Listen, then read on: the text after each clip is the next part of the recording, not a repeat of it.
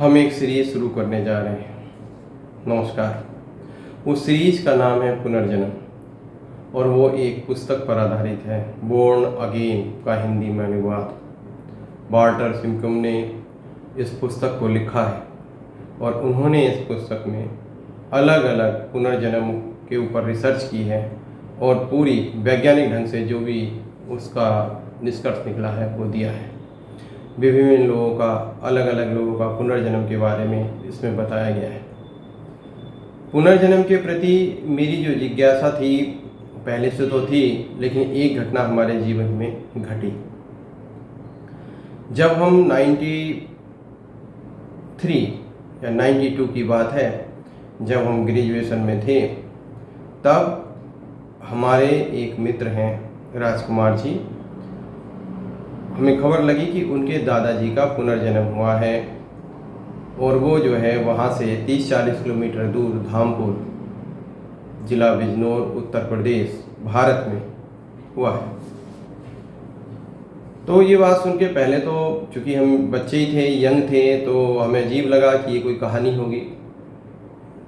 लेकिन जब उस बच्चे को लाया गया तो वो हमारे मित्र राजकुमार जी के घर तक पहुंच गए और 1 किलोमीटर दूर उन्हें सड़क पर छोड़ा गया था। उन्होंने अपने जो पुत्र थे, सबसे बड़े पुत्र, उनको पहचान लिया। उन्होंने सबसे बड़े पुत्र को वो बातें बताई जो केवल उनके बड़े पुत्र को ही पता होगी, जैसे उनकी एक बहन का जन्म होना, यानी कि राजकुमार की बुआ का, और भी बहुत सारी बातें बताई।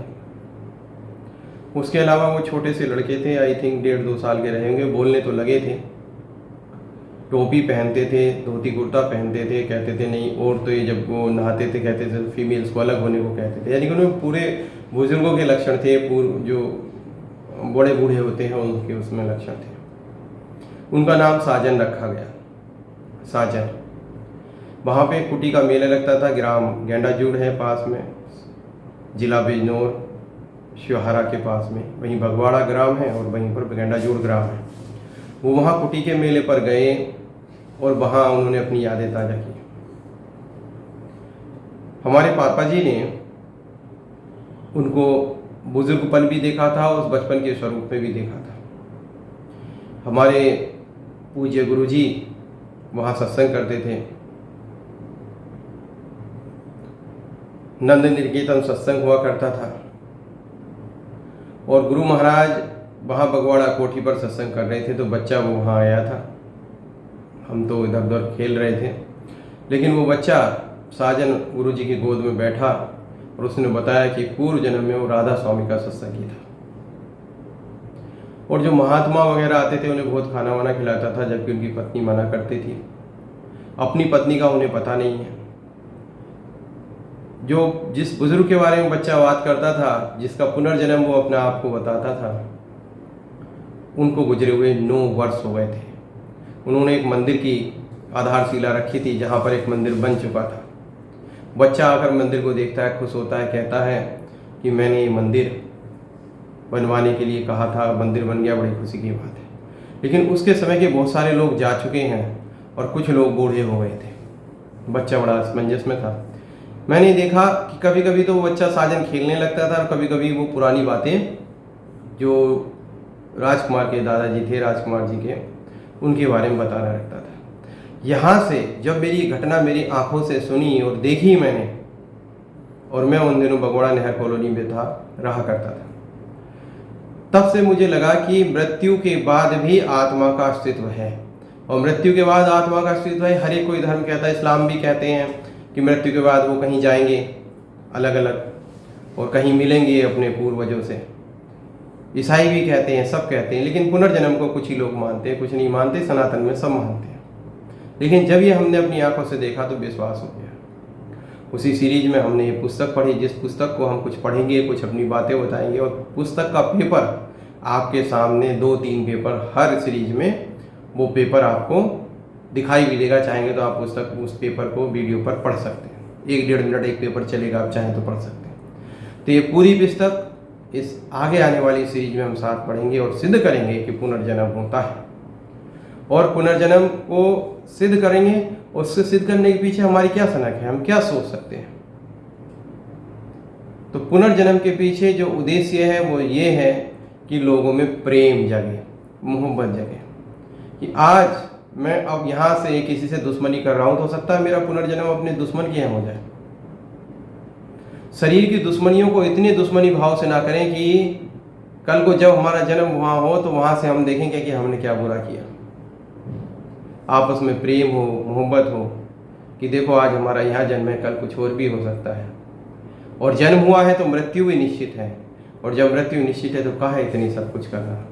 आजकल बड़े युद्ध हो रहे हैं और कहीं कहीं युद्ध होने की भूमिका बन रही है, गृह युद्ध की व्यवस्था बन रही है। हिंदू मुस्लिम से चिड़े हुए हैं, मुस्लिम हिंदुओं से चिड़े हुए हैं, सिख ईसाइयों से, ईसाई यहूदियों से मुसलमान, मुसलमानों से यहूदी, क्या आपस में सब अपने अपने आप को श्रेष्ठ कह रहे हैं और एक दूसरे को समाप्त करने पर तुले पड़े हैं।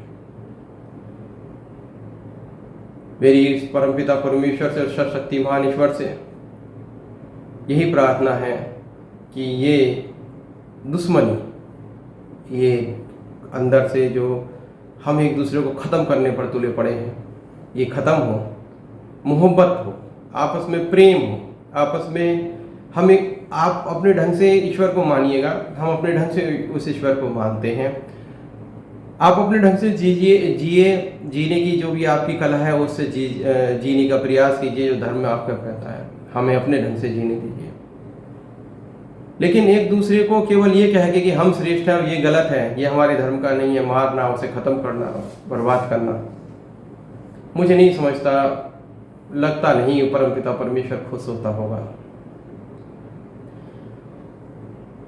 क्योंकि जब एक माँ बाप के 4-5 बच्चे होते हैं, उनके विचार अलग अलग होते हैं, वो अलग अलग तरह से जीते हैं, तो उस मालिक की हम अलग अलग औलादें हैं, तो हम अलग अलग तरीके से जी रहे हैं, लेकिन मालिक तो हमारा सबका एक ही है, माता पिता हमारे एक ही हैं, परमपिता परमेश्वर शक्ति महानेश्वरी की। इसलिए किसी भी गुरु के रूप में जो भी हमें पैगाम लेके आते हैं ईश्वर का, अब उर्दू में या दूसरे धर्म में पैगंबर कहते हैं उनका, किसी का कभी कोई अपमान ना करें, क्योंकि वो उस परमपिता परमेश्वर का पैगाम लाने वाले हमारे गुरु हैं, हमारे वो भी इष्ट हैं, हमारे सम्मानीय हैं।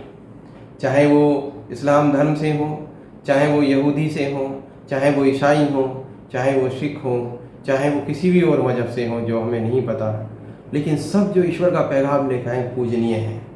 कभी भी किसी की आलोचना, अवहेलना नहीं करनी चाहिए। उनके आगे लगातार अपना हम मस्तक झुकाते हैं। उन सब के आशीर्वाद से तो ये मानव पनप रहे हैं, मानवता बची हुई है। अगर हम ईश्वर के नाम पे, ईश्वर का पैगाम लाने के नाम, लोगों के नाम पे, और ईश्वर को मानने वाले लोगों के नाम पर जो भगवान का प्रचार प्रसार कर रहे हैं, परमपिता परमेश्वर की अच्छी बातें बता रहे हैं, भाई तुम्हें जो अच्छी बात लगती है वो मान लो, नहीं लगती उसे मत मानो, लेकिन ये खून खराबा नहीं होना चाहिए। इसलिए ये पुनर्जन्म की पूरी पुस्तक मैं आने वाली सीरीज में आप लोगों के साथ पढ़ूंगा। हो सकता है आप में से कुछ लोगों को पुनर्जन्म पर विश्वास हो जाए और आप लोग भी एक दूसरे से प्रेम करने लगे। आज का बहुत जरूरी जो आवश्यक मानव का गुण है प्रेम, उसकी बहुत ज़्यादा आवश्यकता है। आज शरीर है, कल शरीर होगा, नहीं होगा इसकी कोई गारंटी नहीं, लेकिन प्रेम बहुत जरूरी है।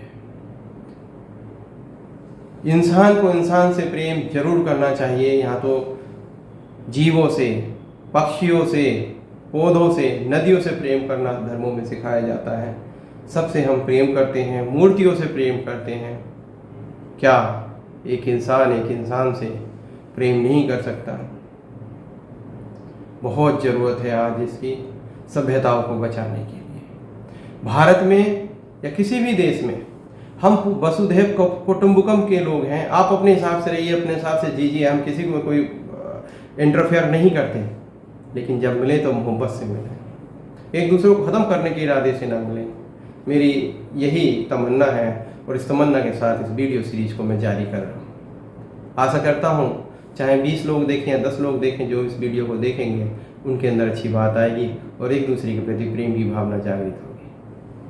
नमस्कार, बाय बाय। भगवान सबको सद्बुद्धि दे, मुझे भी सद्बुद्धि दे, ताकि मैं ये सीरीज आपके सामने बहुत अच्छे से पेश कर सकूँ। देखिएगा इस पुस्तक का भाग, ये आपको भाग शुरू होता है। नमस्कार दोस्तों, पुनर्जन्म एक बहुत ही रोचक विषय, इस पर पुस्तक लिखी है विश्व प्रसिद्ध पुनर्जन्म विशेषज्ञ वॉल्टर सेमिक एमडी ने। यह हिंदी रूपांतर है बोर्न अगेन का। इस पुस्तक को हम सशब्द पढ़ेंगे और उसके ऊपर विवेचन भी करेंगे। पुनर्जन्म का पहला चैप्टर है धर्मों और सीमाओं से पार। देखिएगा, कुछ धर्मों ने वाकई सीमा तो बना ली है कि भाई पुनर्जन्म नहीं होता, अधिकतर धर्मों ने, लेकिन उनके बेस में अगर हम जाते हैं तो पुनर्जन्म और क्लिनोग्लासी, ये ऐसी भाषा होती है जो ऐसे कि कोई व्यक्ति को अचानक आप देखो कि उसका जन्म हुआ और अचानक वो कोई एक्सीडेंटल घटना हुई, वो क्या हुआ, अचानक फिर दूसरी भाषा बोलने लगा, जो भाषा उसने कभी समझी ना हो, उसे क्लिनोग्लासी भाषा कहते हैं। इसका संसार बड़ा अद्भुत है। जो यही नहीं जानते वो इस बात को मान ही नहीं पाते। जिनके जीवन में पुनर्जन्म की घटना नहीं घटती वो मानते ही नहीं है। अब आप कल्पना कीजिए, अचानक कोई बच्चा जन्मे और अपने परिवार वालों को बताता है कि जब वह बड़ा था तब उसके बीवी बच्चे थे, या वह रातों में अचानक जागकर ऐसे चिल्लाए जैसे उसका पिछले जन्म का कोई रिश्ता हो, कोई उसे जान से मार रहा हो। इस तरह से कई बच्चे अपने ही कुल में फिर से जन्मते हैं और बाकायदा पिछले जन्म के रिश्तों को पहचानते हैं। उनके शरीरों पर, ठीक उन्हीं अंगों पर वे निशान हुआ करते हैं जहाँ पिछले जन्म में हुआ करते थे। अपने परिवार वालों को पिछले जन्म की उन अनोखी घटनाओं को वो बताते हैं जिनका उनको ज्ञान होने का कोई कारण ही नहीं होता। पता ही नहीं चलता उन्हें ये जानकारी कैसे थी। पुनर्जन्मों के अनेक मामलों पर कार्य किया गया है, उनको भी इस पुस्तक में दिया गया है। पाठक चाहें तो जो एक वेबसाइट है https://reincarnation.com, ये जो इसको आप पढ़िएगा reincarnation.com। पुनर्जन्म के अनेक विलक्षण, अनोखे तथा अविश्वसनीय नवीनतम मामलों की जानकारी आप यहाँ ले सकते हैं तथा विभिन्न शंकाएँ भी आप दूर कर सकते हैं। लेखक कहता है कि मुझे विश्वास है कि पुनर्जन्म के बारे में ज्ञान बांटने से मानवता का भला होगा, और जब लोगों को यह समझ आ जाएगा कि उन्हें अपने कर्मों के हिसाब से इस जन्म के बाद भी इस कर्मों का हिसाब चुकाना पड़ता है, तब वे बेहतर मानव बन सकेंगे। सच में इस बात की बहुत ज़रूरत है कि लोगों को मालूम चले कि कुदरत के इंसाफ का दायरा बहुत व्यापक है। परमात्मा के न्याय में कोई नहीं बच सकता, परमात्मा के न्याय से कोई भी नहीं बच सकता। आप किसी धर्म को मानने वाले हों, आपका जन्म कहीं भी हुआ हो, तय है आपका अंत भी होगा। प्रश्न यह है कि अंत के बाद क्या होता है। अंततः किसी आत्मा के पुनर्जन्म के पीछे परमात्मा का क्या उद्देश्य होता है। क्या कुदरत इंसान को इस जन्म के अधूरे काम करने का भी मौका देती है?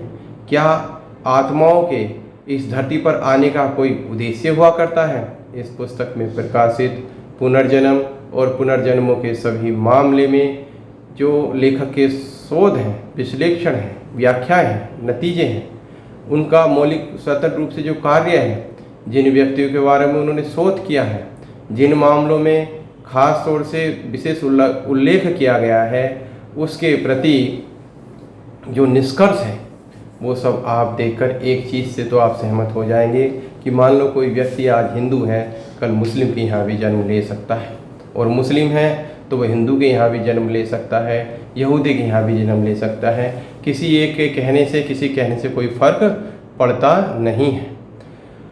इस पुस्तक से आपको जो हम आगे इस पुस्तक के बारे में डिस्कस करेंगे और आपसे विचार विमर्श करेंगे, तो उससे जब आपको ये विश्वास हो जाएगा कि आज हमारा जन्म यहाँ हुआ है, कल कहीं और हो सकता है, आज भारत में है तो कल पाकिस्तान में हो सकता है, और अगर पाकिस्तान में है तो कल भारत में हो सकता है। तो जो आपस में जो दुनिया दुश्मनी के लिए लड़ रही है, आपस में दुनिया अपनी एक चीज़ को कि हम हिंदू हैं तो हिंदुत्व के लिए, मुस्लिम हैं तो मुस्लिम के लिए, यहूदी हैं तो यहूदी के लिए, क्रिश्चियन तो क्रिश्चियन के लिए, अपने धर्म को अच्छा समझना अच्छा है, धर्म के लिए ठीक है, लेकिन अपने धर्म के लिए दूसरों को नुकसान पहुंचाना कोई अच्छी बात नहीं है। या अपने पड़ोसी को नुकसान पहुंचाना या अपने किसी और व्यक्ति को नुकसान पहुंचाना ठीक नहीं है, क्योंकि ये हो सकता है कि आज आप इधर हो और कल उधर हो। यानी कि आज आप जहाँ से शत्रुता कर रहे हो, कल आप शत्रु में ही जन्म ले लो, फिर कैसे करोगे? तो आत्मा का दायरा बहुत बड़ा है, परमात्मा का दायरा भी बहुत बड़ा है। तो पुनर्जन्म के इस सीरीज़ में, जिसमें कि हम आपसे डिस्कस करेंगे कि पुनर्जन्म की विभिन्न विभिन्न घटनाएं आएंगी, तो इस सीरीज में आप देखिएगा, इसमें एक चीज़ और समझेंगे कि पुनर्जन्म किसी धर्म, मजहब और सरहदों से परे की चीज़ है। अगर इस चीज़ को लोग मान लेते हैं कि पुनर्जन्म होता है, मात्र इतनी बात मान लें कि पुनर्जन्म हो सकता है और होता है, तो मैं समझता हूँ जो आपस में इस समय दुश्मनी हो रही है, इस समय लोग खून खून के प्यासे हो रहे हैं एक दूसरे के, जहाँ तहाँ युद्ध हो रहे हैं, और जहाँ युद्ध नहीं है वहाँ युद्ध की भूमिका बंध रही है, अंदर अंदर आग सुलग रही है। इसको समाप्त करने का एक ही रास्ता है प्रेम। और प्रेम जब होगा जब हम ये समझ लें कि आज हम हिंदू हैं, कल मुस्लिम भी हो सकते हैं, और आज मुस्लिम है तो कल हिंदू भी हो सकते हैं, आज सिख है तो कल ईसाई भी, सिख से ईसाई भी हो सकते हैं, और ईसाई कभी मुसलमान भी हो सकता है, और मुसलमान सिख या ईसाई बन सकता है। किसी भी जन्म में कोई भी व्यक्ति कहीं भी जन्म ले सकता है। इस बात को सिद्ध करने के लिए उस पुस्तक में विभिन्न विभिन्न लोगों का, अलग अलग लोगों का परिचय दिया गया है। आओ उसको हम पढ़ते हैं और समझते हैं।